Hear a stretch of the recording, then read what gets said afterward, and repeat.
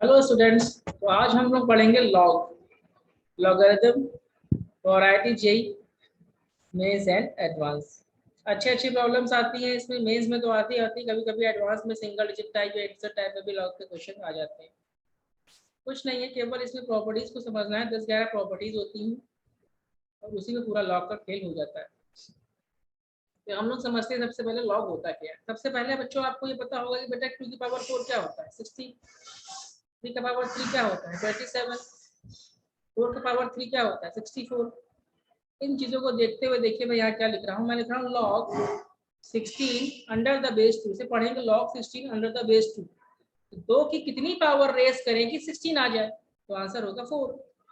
Log 16 under the base 4, 4 की कितनी power race करें कि 16 आ जाए, तो आंसर होगा 2। लॉग 64 अंडर द बेस 8, 8 की कितनी पावर रेस करें कि 64 आ जाए, तो आंसर क्या होगा 2। ठीक है बेटा।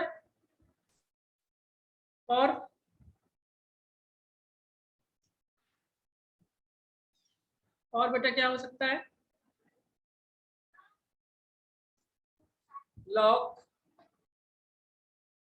81 अंडर द बेस 3 क्या होगा बताइए। 3 कितनी पावर रेस करे कि 81 आ जाए, 4। लॉग 81 अंडर द बेस 9, 9 की कितनी पावर रेस करे कि 81 आ जाए, 2।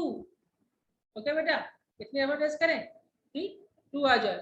और थोड़ा सा सिंपल, थोड़ा सा कॉम्प्लिकेट कर देते हैं। लॉग 81 अंडर द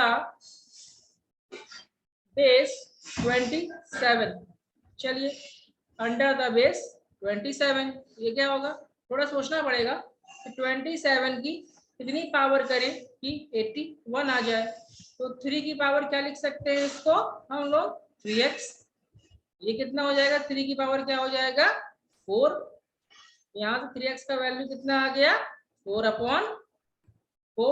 3x का वैल्यू 4 है, x का वैल्यू कितना आ गया, सॉरी 3x का वैल्यू 4 है तो x का वैल्यू कितना आ गया 4/3।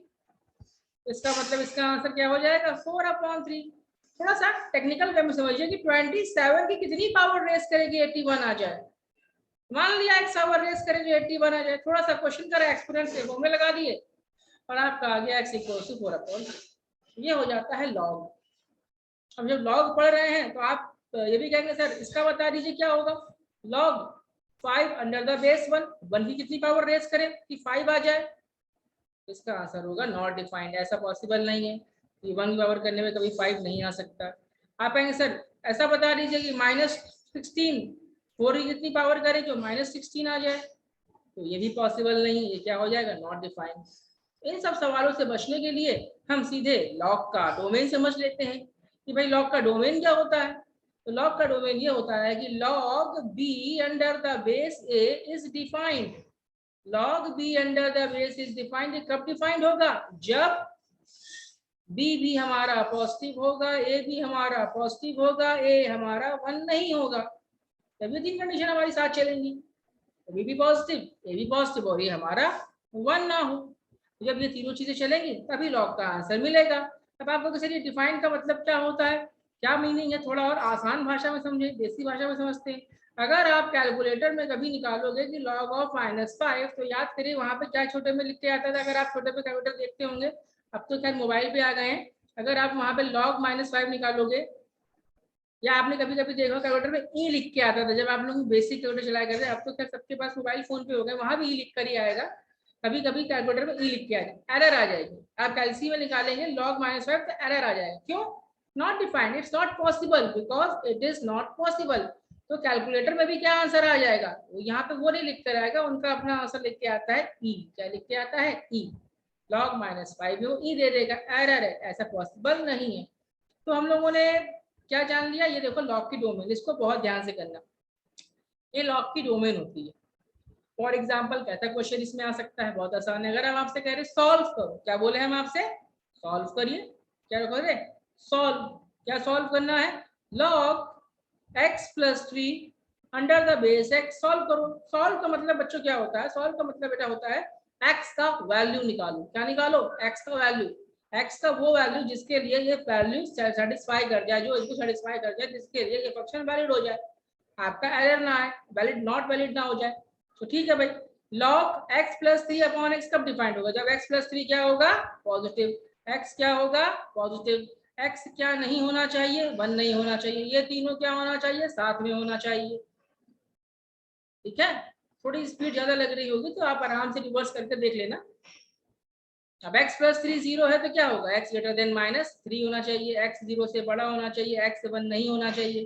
तो इतना तो आपको भी समझ में आ रहा होगा कि भाई कॉमन, इसमें इतना तो समझ में आ रहा होगा इन तीनों कॉमन हिस्सा क्या हो जाएगा? इन तीनों का कॉमन पार्ट हो जाएगा कि x हमारा 0 से तो बड़ा होगा लेकिन उस पर भी 1 नहीं होगा, but x does not equal to 1। यही इसका सॉल्यूशन सेट हो गया। इसको हम लोग कैसे लिख सकते हैं? इसको हम लोग ऐसे लिख सकते हैं कि x बिलोंग्स टू 0 से 1 यूनियन 1 से इंफिनिटी। 1 को हमने हटा दिया अपने आंसर में, 1 नहीं होगा। ये वाला x जब भी इस x में रखोगे तो तुम्हें आंसर मिलेगा, अदरवाइज एरर आएगी आपकी।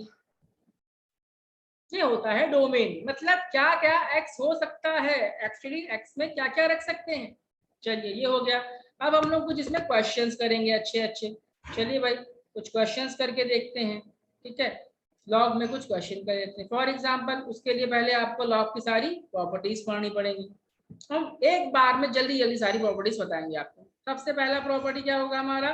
log x under the base a बराबर अगर t लिखा है तो एंटी लॉग लेने पे क्या होता है? x का वैल्यू क्या आता है? a का पावर t।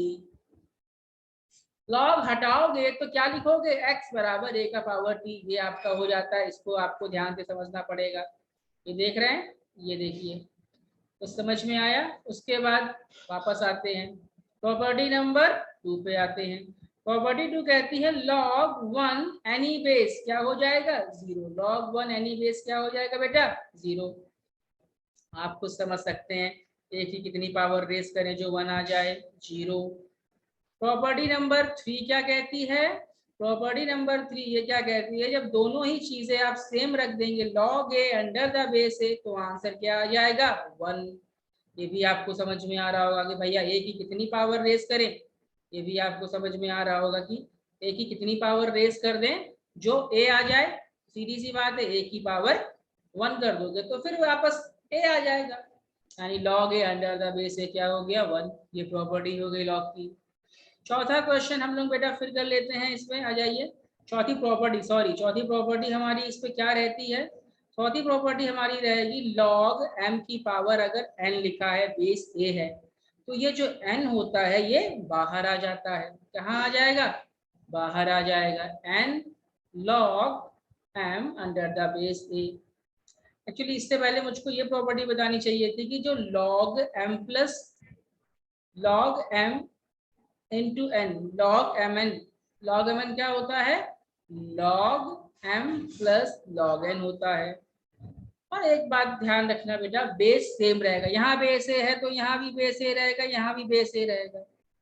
बेस का बड़ा ध्यान होता है, जब जब बेस सेम होता है तभी प्रॉपर्टीज लगती हैं, अलग बेस पे कुछ नहीं होता भैया। ये मत कर देना कि यहाँ बेस अलग है तो ये हो जाएगा ना। Log m n under the base a जाएगा, log m plus log n base same. पूरी इक्वेशन में दोनों तरफ बेस सेम रहेगा। छठी प्रॉपर्टी पे बात कर लेते हैं। log m upon n under the base a क्या हो जाएगा? log m minus log n क्या हो जाएगा बेटा? log m minus log n। ये भी हो जाएगा सेम बेस पे सब। और फिर आपकी फोर्थ पढ़ लेना, log m की पावर n में आपका ये हो जाता है। ये सारी प्रॉपर्टीज हो गई। उम्मीद है आप लिख रहे होंगे, ना लिख पाए तो वीडियो फिर से देख लीजिएगा या रिवर्स कर लीजिएगा। आगे देखते हैं। उसके बाद जो मुझे सबसे अच्छी प्रॉपर्टी ये लगती है, देखो एक तो ये है log m की power n under the base a. ये तो क्या है? इसमें तो n आपका बाहर आ गया, log m under the base a. ठीक है, लेकिन एक प्रॉपर्टी इसमें और होगी आपकी, log m की पावर कुछ ना करके बेस की पावर चढ़ा देते हैं p। तो देखिए n तो न्यूमरेटर में बाहर आया था तो p आपका डिनोमिनेटर में बाहर आएगा। देख रहे हैं, p आपका डिनोमिनेटर में बाहर आएगा।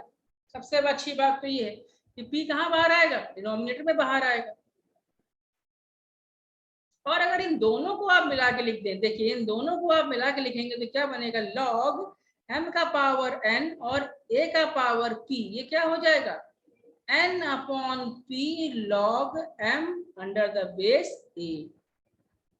ये देखिए इन दोनों को हमने मिला के लिखा है ना, अच्छी प्रॉपर्टी। ये तीनों प्रॉपर्टीज देखिए बड़े काम की प्रॉपर्टी है। चलिए उम्मीद करते हैं समझ में आ रहा होगा। उसके बाद अगले पे आते हैं। अगले पे हम आते हैं, एक होती है हमारी बेस चेंज प्रॉपर्टी। भाई बेस चेंज प्रॉपर्टी क्या होती है? वो होती है log b under the base is equals to log b upon log a। अब आप कमान है जो चाहो बेस रखो, लेकिन सेम रख लेना। अगर 10 रखना हो तो यहाँ भी 10 रख लेना, और अगर 5 रखना हो तो आप यहाँ भी 5 रख सकते हैं, ऐसी कोई बात नहीं, लेकिन दोनों को फिर 5 ही बेस दे देना। और यहीं से एक बनेगी आपकी base change property. Base change कैसे? इसको आप सीधे लिख सकते हैं, ये 1 upon log A under the base, ऐसे रेसिप्रोकल हो गया। इस लॉग को जब आप 1 अपॉन में लिख लेंगे तो ए और बी की स्पेस बदल जाएगी, ए और बी की जो जगह होगी बदल जाएगी। अब आप कहोगे सर ये कैसे आया? ये बहुत आसान है, समझ लो। इसके लिए हम बेस चेंज प्रॉपर्टी लगाने जा रहे हैं। हम क्या कर रहे हैं, इसको लिख रहे हैं log b upon log a, क्योंकि अभी तो हमने सीखा था बेस चेंज, और हमारा मन है बेस हम जो भी रखेंगे सेम रख रहे हैं। इस बार हम बेस b रख ले रहे हैं। तो जब b रखा तो ऊपर तो 1 बन गया ना, तो ये क्या बन गया आपका? फिर से ये तो 1 बन गया ऊपर, ये बन गया 1 upon log a under the base b। तो ये बेस चेंज प्रॉपर्टी है, बनती है यहाँ से। इसे रेसिप्रोकल वाली प्रॉपर्टी भी बोल देते हैं, कहीं रेसिप्रोकल होने पे ए और बी अदला बदली हो जाता है। तो इसको बच्चों आप ऐसे भी याद रख सकते हो।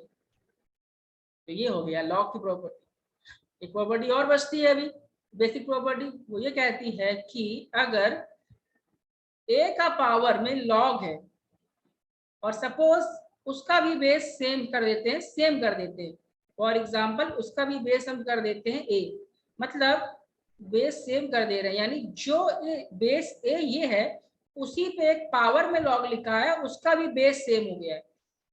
तो बच्चों यहाँ पे बड़ी अच्छी सी प्रॉपर्टी बनती है। ये सिर्फ हमारे पास इतना हिस्सा गायब हो जाएगा, इतना हिस्सा ये गायब हो जाएगा, और अब पता है क्या बचेगा हमारे पास? अब बचेगा केवल सी। फिर से समझ लीजिए, ए की पावर लॉग सी, और इसका भी बेस कर दिया, ये पूरा पावर में है, तो क्या बचेगा? केवल सी। मैं प्रॉपर्टीज का प्रूफ नहीं बता रहा हूँ, प्रूफ इतना काम अभी नहीं आएगा, इतना ही प्रॉपर्टीज आपको याद करने में मजा आएंगे। ए और ये आपका ये बन जाएगा। अच्छा, अब ये कैसे होता है? तो इसके लिए भी छोटी सी एक प्रॉपर्टी बता देते हैं। तो बेसिक प्रॉपर्टी इसकी ये होती है, वो कहते क्या है लॉग में, कि अगर आपके पास लिखा है ए की पावर लॉग और ये लिखा है बी, क्या लिखा है बी, और इधर लिखा है सी, अब हमने तब बदल दिया log b under the base c. तो प्रॉपर्टी कहती है ए और बी की अदला बदली हो सकती है, ए की जगह बी कर दो और बी की जगह ए कर दो। मेन प्रॉपर्टी ये होती है कि बी की जगह ए कर दो और ए की जगह ये कर दो। इसको आप ये लिख सकते हैं ए और बी की अदला बदली कर दी। अब वापस उस प्रॉपर्टी पे आते हैं, जब हम ये कहते हैं कि भैया ए की पावर लॉग और ये भी ए लिखा है और ये बी लिखा है, तो ये क्या होगा? तो इस प्रॉपर्टी से इसको खेलो आकर, इस प्रॉपर्टी से क्या करो, ए और बी की अदला बदली कर लेते हैं। तो क्या हो जाएगा? ए की पावर लॉग लॉग और ये चला गया, अदला बदली करा भाई। ए की पावर क्या था? ये log b under the base है, तो बी को यहाँ पहुंचा दे रहे हैं, ए को वहां पहुंचा दे रहे हैं, तो ये बच गया लॉग। और ये तो अभी सीखा था शुरुआत में, ये क्या होता है 1, ये हो गया बी की पावर 1, यानी आंसर क्या हो गया? बी। इसलिए इसका आंसर हम क्या कह देते हैं? बी। तो इसका प्रूफ आता है यहाँ से, यानी जो मेन प्रॉपर्टी हुई, जो आपकी हेड प्रॉपर्टी जिसे कह सकते हैं, जो बेसिक हुआ वो हमारा ये हुआ कि अगर इस तरह से लॉग किसी की पावर में लिखा है तो ए और बी की अदला बदली कर सकते हैं। और जब आप इन दोनों को ही सेम कर दोगे तो फिर क्या बचेगा? बी बचेगा। वो कैसे आया वो भी मैंने आपको यहाँ पे समझा दिया। इसको एक बार फिर से समझ सकते हैं हम लोग। प्रॉपर्टी कहती है कि अगर ए की पावर में लिखा है log b under the base c, तो जो ए की पावर में लॉग बी लिखा है तो बी की जगह ए आ सकता है और ए की जगह आपका बी आ सकता है। ये मेन प्रॉपर्टी होती है। लेकिन जब हमने ए और बी में ही अगर, अब हमने क्या किया, ए और यहाँ पर भी हमने ए कर दिया, अब क्या करें? तो इसका डायरेक्ट आंसर क्या होगा? बी होगा। क्यों? क्योंकि ये चीज जो हमारे लिए है गायब हो जाएगी अगर हमने ये दोनों चीजें सेम कर दी। में आप डायरेक्टली याद कर सकते हैं। कहने का मतलब ये है कि भैया 5 की power log 6 under the base 5, कोई मुझे बताओ सिंपल इसकी वैल्यू क्या होगी प्रॉपर्टी से? तो भैया ये 5 है और log का बेस, यानी ये वाला जो बेस और log का बेस जब दोनों सेम हो तो केवल क्या बचा, 6। क्या बचा, 6। ये हमारी कुछ लॉग की बेसिक प्रॉपर्टीज है। मैक्सिमम प्रॉपर्टीज मैंने कवर कर दी है यहाँ पे। कुछ क्वेश्चंस देख लेते हैं इसमें हम लोग लॉग में, ठीक है। चलिए कुछ क्वेश्चन देख लेते हैं। सबसे पहला क्वेश्चन तो बहुत अच्छा ये है कि बताओ इसकी वैल्यू क्या होगी। चलिए थोड़ा मैं आपको टाइम दे रहा हूँ, बताइए क्या होगी। 36 की power 1 minus log 5 under the base 6, बताओ भाई इसकी वैल्यू क्या होगी। करिए, 2 मिनट में आपको दूंगा, करिए।